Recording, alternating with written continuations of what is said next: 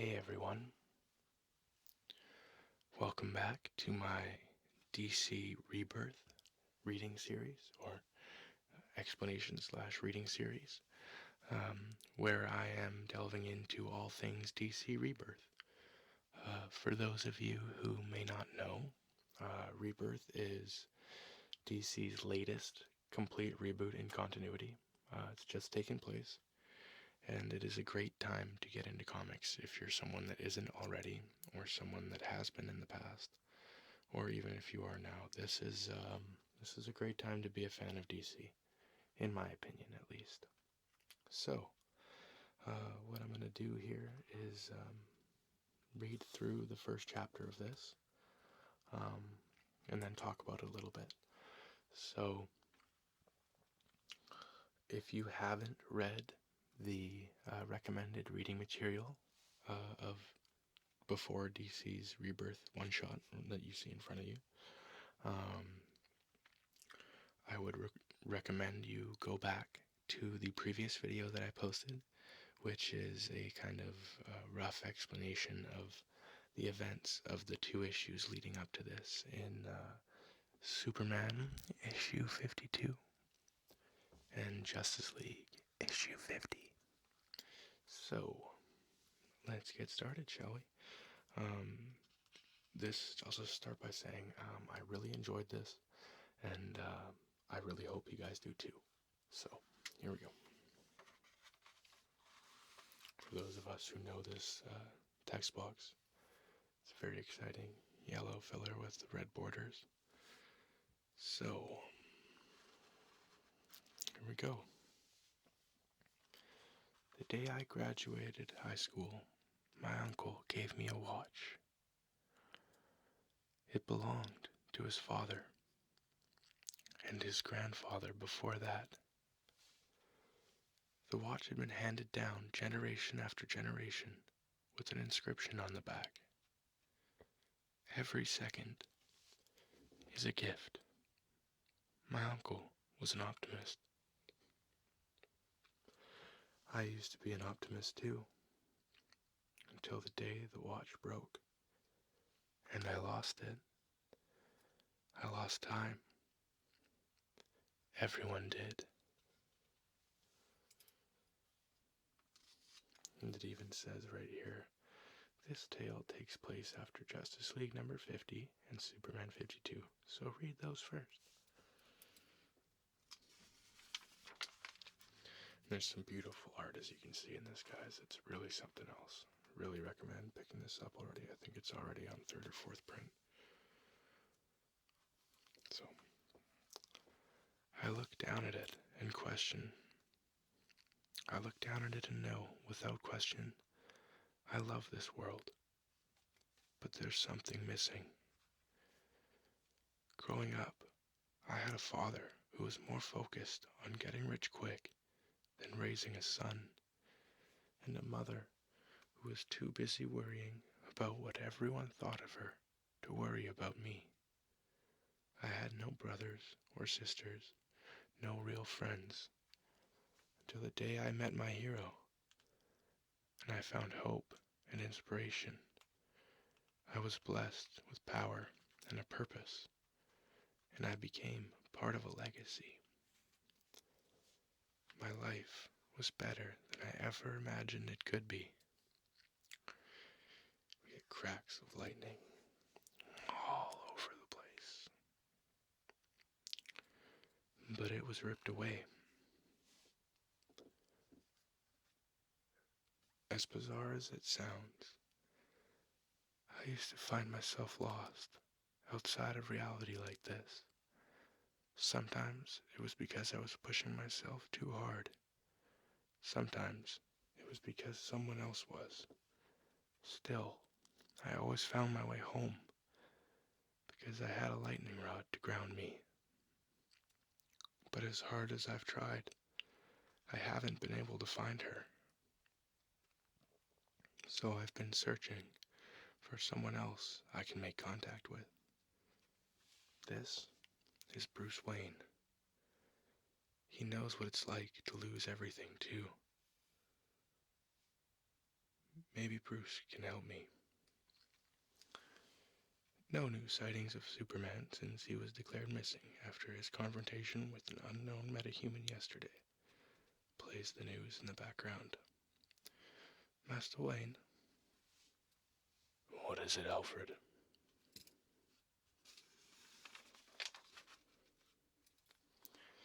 It's the Joker. In CMC City. One dead in a candy store. 2 more held hostage, but... Master Wayne. The Joker was caught outside of Baltimore 3 hours ago. They're transferring him to Arkham as we speak. So what is this then? There are 2 Jokers? No, Alfred. And then we're back to the yellow text box here. Most people think bats are blind, but that's a myth. Bats can see as well as us sometimes. Even better. And Batman tells Alfred, the chair said there are 3. I need to find out what that really means. We see the different versions of the Joker from various continuities and great stories over the years. Back to the yellow text box. That's why I start with Bruce. Every mystery the universe has ever faced, from the streets of Gotham to the solar pits of Apocalypse, he's solved them. I hope Bruce can see through the fog that's fallen over everyone, because he might be my only chance at this. The moment Darkseid was destroyed, reality flickered, and the door keeping me out cracked open. After years of trying to get back, I'm finally able to break through. Making direct contact like this could kill me. Here we see a crackle. But I have to try. And a huge crack of lightning comes down. Because right now, I'm worse than dead. Bruce, the voice calls out as Batman jumps to avoid the explosion from the blast of lightning. The yellow box says, I'm forgotten.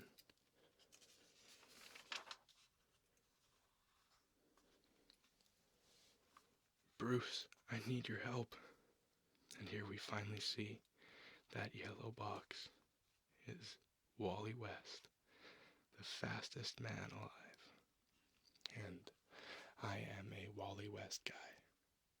For all of you who don't know, Wally West is my Flash. So this really got me in the feels. He calls out to Bruce, says, Bruce, I need your help.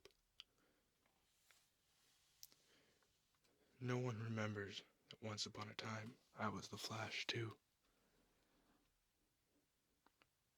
Barry? No, I'm not Barry. But you know me, Bruce. Who are you? I'm younger than you would remember. We all are. My name is Walt. And he doesn't remember me. The connection isn't strong enough. Wally screams out in pain. Thinks to himself, I'm getting reeled back.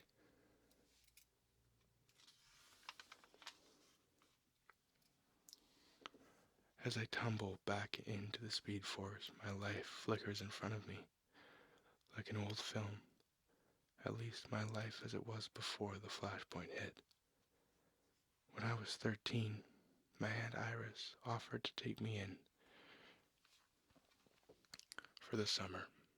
My parents were more than willing to ship me off, and I couldn't wait to go.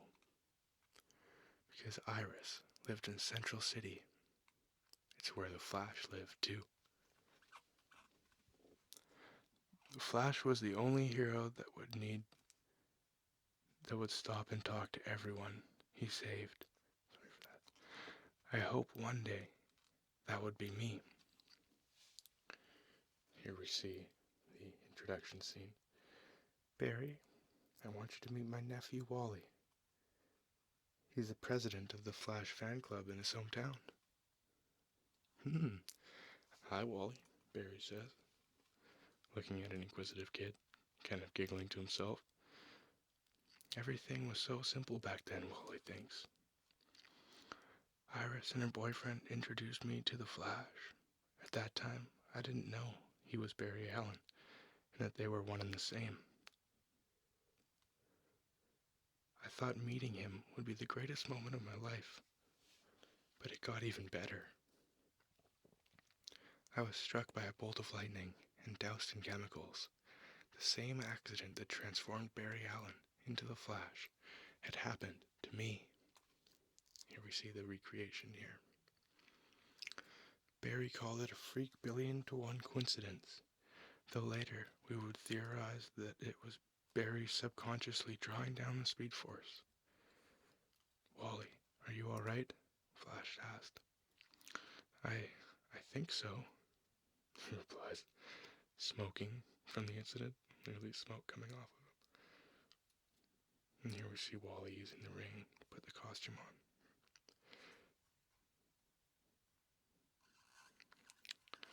To make a sad kid's greatest wish come true. The happiness I found after that wasn't because I could outrun a jet, or even that I was being trained by my idol. It's because I didn't have to wait until the summer to visit Aunt Iris anymore.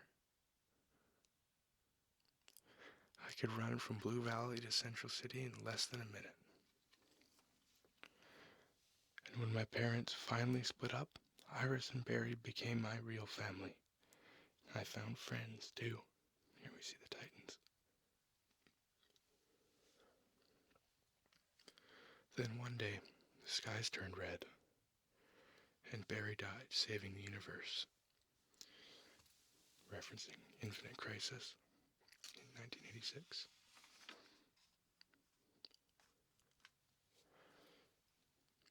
To honor him, I stepped into his boots. Jay, I am no longer Kid Flash.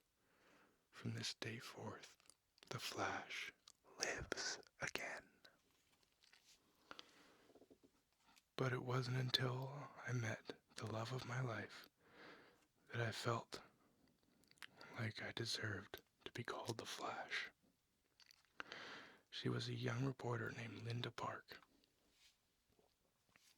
Over the years, my power grew, and there were times I'd run so fast I'd break the time barrier, and like now, I'd get lost and imprisoned within the Speed Force. Every time I thought I was lost forever, Linda helped me come home. Our love transcended dimensions. We were connected no matter where we were. Like I said, she was my lightning rod. Then, not long ago, a miracle happened. Barry returned from the Speed Force himself, and for a brief moment, it seemed like everything was perfect. And then it wasn't.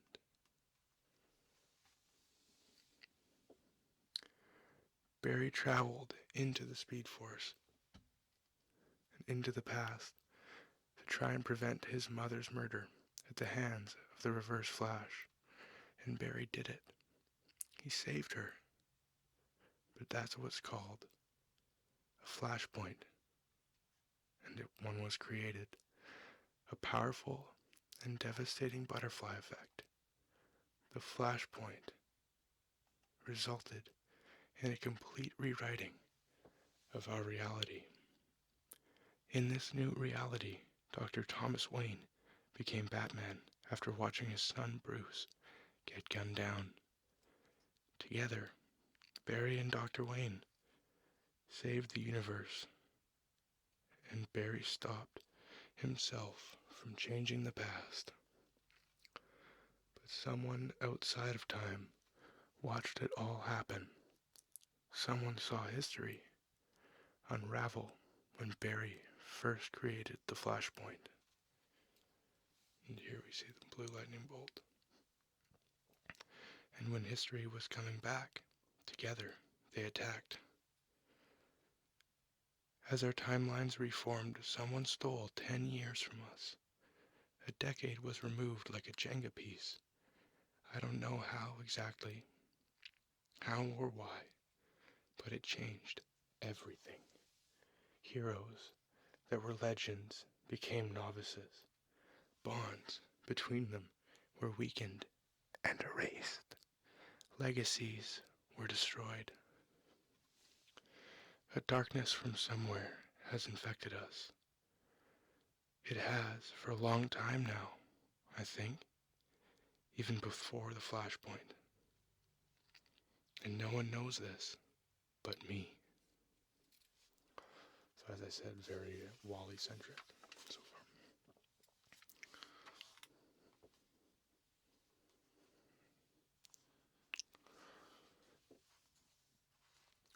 The secret isn't that a flashpoint changed the universe.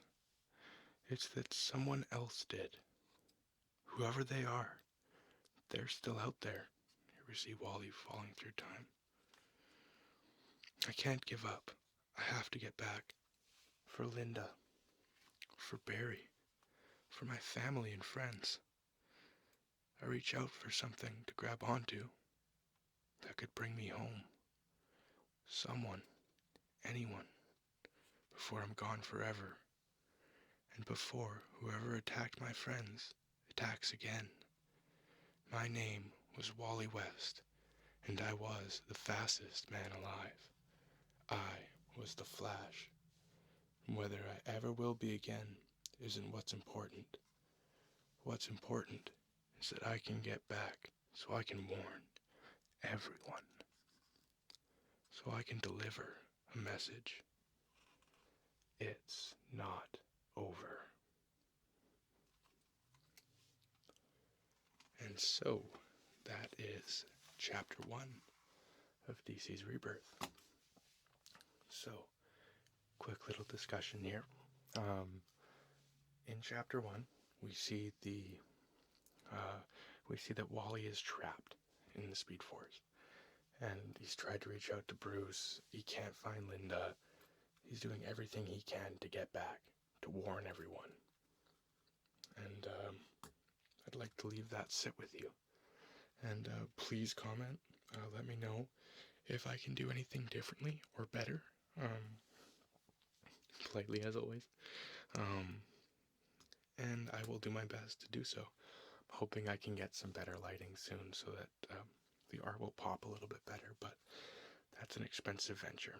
And the 3DO was already an investment, so just taking it as it comes, and as soon as I can afford it, I will get that to make this better, because I know that that's one thing people would like. So, thank you guys so much for supporting me and my channel, and being patient with me in my recovery from my both my concussion and my ankle surgery. And yeah, I just wanted to say thank you all so much. Every time I look at my iPhone right now, or my computer, or anything, I'm just overwhelmed at the support and feedback that I received from my little short return ramble video. It just meant the world to me, guys, so thank you so much, and I hope you enjoyed this, and Chapter 2 of Rebirth, very soon to come. Thanks. Peace, love, and hugs. Take care.